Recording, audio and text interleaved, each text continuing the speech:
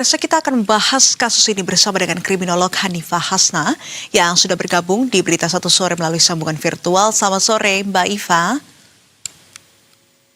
Selamat sore.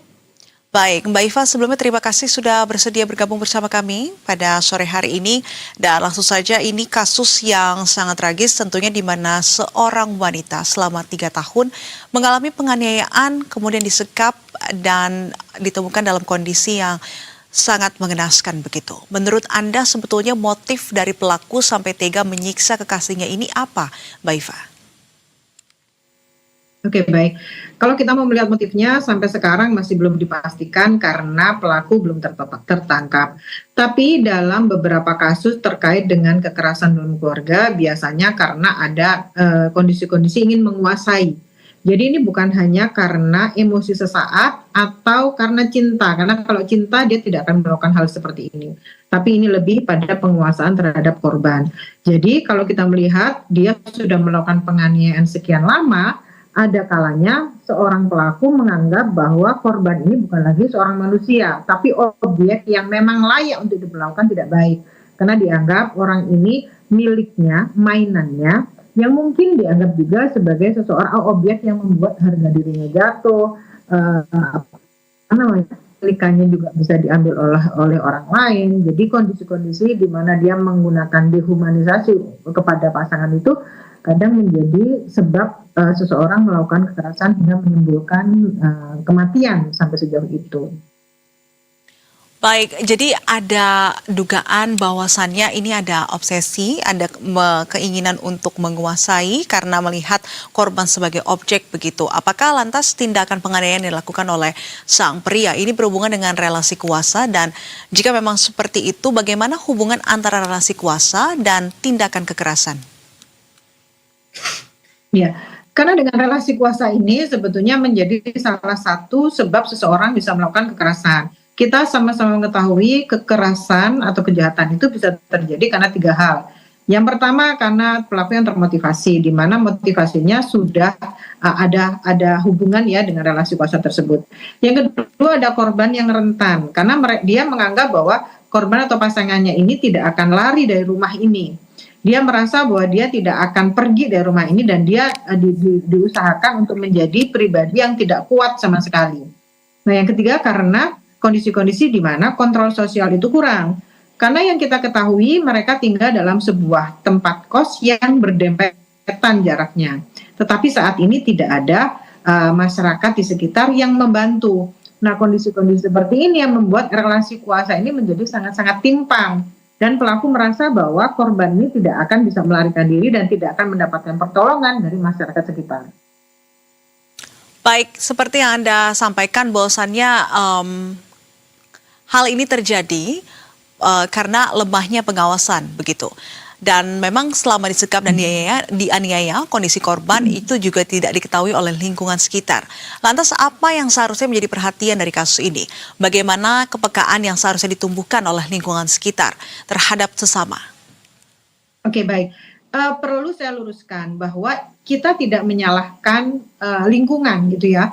Karena bagaimanapun juga pelaku adalah pelaku adalah pihak yang salah. Tapi dalam kajian kriminologi bahwa kontrol sosial itu sangat penting. Itu yang membuat kondisi-kondisi seperti ini bisa dihindari. Jadi kita perlu mengetahui bahwa ketika ada seseorang yang mendengar benturan atau teriakan atau tangisan, itu alangkah baiknya mereka tidak memilih menjadi bystander. Bystander itu adalah pihak-pihak atau orang-orang di sekitar kejadian kriminogenik menganggap bahwa ada orang lain yang akan menolong, padahal dia sendiri sebetulnya bisa menolong. Nah, kondisi-kondisi ini yang harus diketahui oleh masyarakat sekitar gitu ya, bukan malah mendiamkan. Nah, kondisi-kondisi seperti ini juga yang membuat orang juga merasa heran, kenapa sampai 3 tahun dia tidak melapor, padahal ini ada kondisi namanya Stockholm Syndrome. Stockholm Syndrome itu adalah ketika seseorang yang menjadi korban, tapi dia juga merasa bergantung kepada pelaku, karena pada saat dia dianiaya, dia juga diberikan makan, dipelihara dengan baik, untuk versi dia ya, sehingga dia memilih untuk berdiam saja karena mau minta pertolongan atau kabur itu menjadi sesuatu yang tidak mungkin. Nah, kondisi-kondisi ini sangat berkaitan antara korban yang mengalami Stockholm Syndrome dan dengan masyarakat yang mulai abai dengan kondisi sekitar. Baik, Mbak Iva, kalau kita melihat dari perspektif pelaku yang tega melakukan hal yang begitu kecil terhadap orang yang dekat begitu ya. Dalam hal ini mereka diketahui atau diduga ini menjalin hubungan begitu.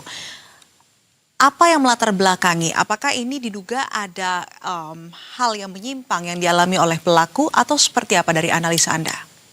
Ya, kalau kita melihat bagaimana si pelaku itu tetap menganiaya padahal korban sudah tidak berdaya, Ya. bahkan sudah mengalami luka-luka, berarti ada sadistik di sini. Ketika ada sadistik, berarti tidak ada empati, tidak ada rasa kasihan. Ini berarti ada hubungannya dengan psikopati. Tapi ini pun tidak bisa langsung disimpulkan, tetap harus mendapatkan perawatan, pemeriksaan medis, sehingga kita tidak langsung menyimpulkan bahwa orang ini adalah mengalami gangguan mental. Tapi perilaku-perilaku seperti ini tidak bisa dilakukan oleh manusia biasa yang memiliki nilai, memiliki moral gitu ya. Berarti yang perlu kita ketahui adalah ada apa di balik kepribadian si pelaku. Apakah selama ini dia memiliki trauma panjang, trauma kekerasan, atau hidup dalam lingkungan yang menormalisasi kekerasan sehingga ketika dia menyelesaikan masalah harus dengan kekerasan. Jadi, cara dia meregulasi emosi, menyelesaikan permasalahan, itu tidak dibentuk dalam sehari, tapi pada saat dia mulai dilahirkan sampai dia dewasa. Bagaimana selama ini dia dibentuk oleh orang tuanya, bagaimana selama ini dia melatih regulasi emosinya, sehingga ketika menyelesaikan masalah tidak menggunakan kekerasan. Baik, Mbak Iva, lantas bagaimana kemudian biasanya orang-orang dengan kecenderungan gangguan mental seperti yang tadi Anda jelaskan begitu ya, melakukan modus untuk kemudian menjaring korbannya hingga akhirnya korban terperangkap dan tidak bisa kemana-mana begitu ya, dan akhirnya menjadi objek dari pelaku begitu. Bagaimana biasanya mereka melakukan modus-modus tersebut? Ya, biasanya mereka menunjukkan diri sebagai seseorang yang mempunyai simpati yang tinggi.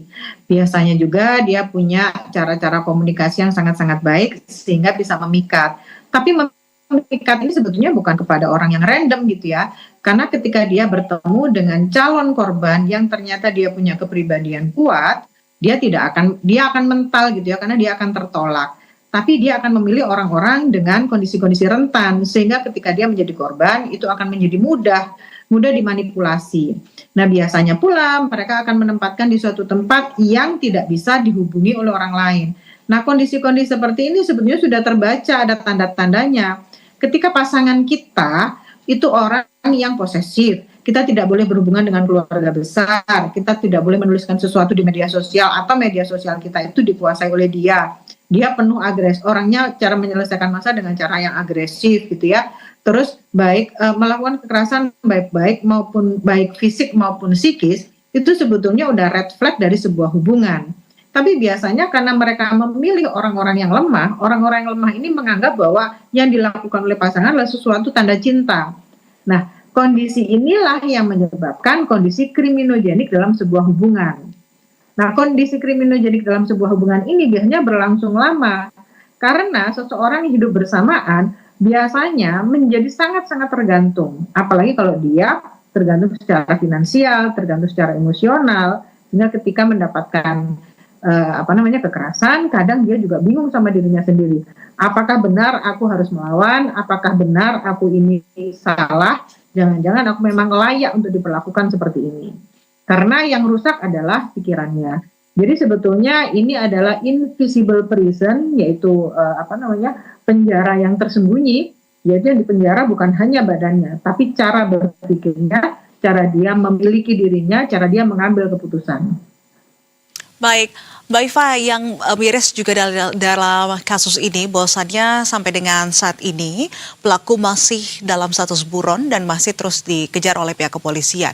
Apa kemudian rekomendasi Anda dari sisi kriminolog untuk polisi untuk bisa menangani kasus ini dengan baik, Mbak Iva? Oke, baik. Yang kita ketahui bahwa di Indonesia ini kalau ada kejadian itu ada copycat. Jadi ada kejadian A berlanjut dengan kejadian B dengan hampir sama. Jadi yang harus kita lakukan ini bukan hanya tugas polisi, tapi tugas masyarakat juga untuk mengetahui di mana keberadaannya dan segera melaporkan. Karena bagaimanapun juga yang dia lakukan sudah sangat-sangat keras dan ternyata korbannya juga banyak. Jadi ini bukan hanya tugas polisi, tapi ini tugas kita semua untuk mencari orang itu, kalau menemui segera melaporkan karena dia harus mempertanggungjawabkan perbuatannya. Dan bukan hanya menangkap pelaku, tapi kita pun harus menyebar radar. Apakah orang-orang seperti ini banyak di lingkungan kita yang selama ini, yang sampai saat ini belum sampai melakukan kegiatan keji, dan kasus ini menjadi pelajaran untuk masyarakat bahwa jangan takut untuk melapor, jangan takut untuk pergi dari hubungan yang toksik, karena hubungan yang toksik ini biasa berakhir dengan kekerasan yang lebih berat lagi. Baik, kalau begitu terima kasih atas informasinya, Mbak Hanifah Hasna, kriminolog, dan selamat kembali beraktivitas. Selamat sore, salam sehat, Mbak Iva.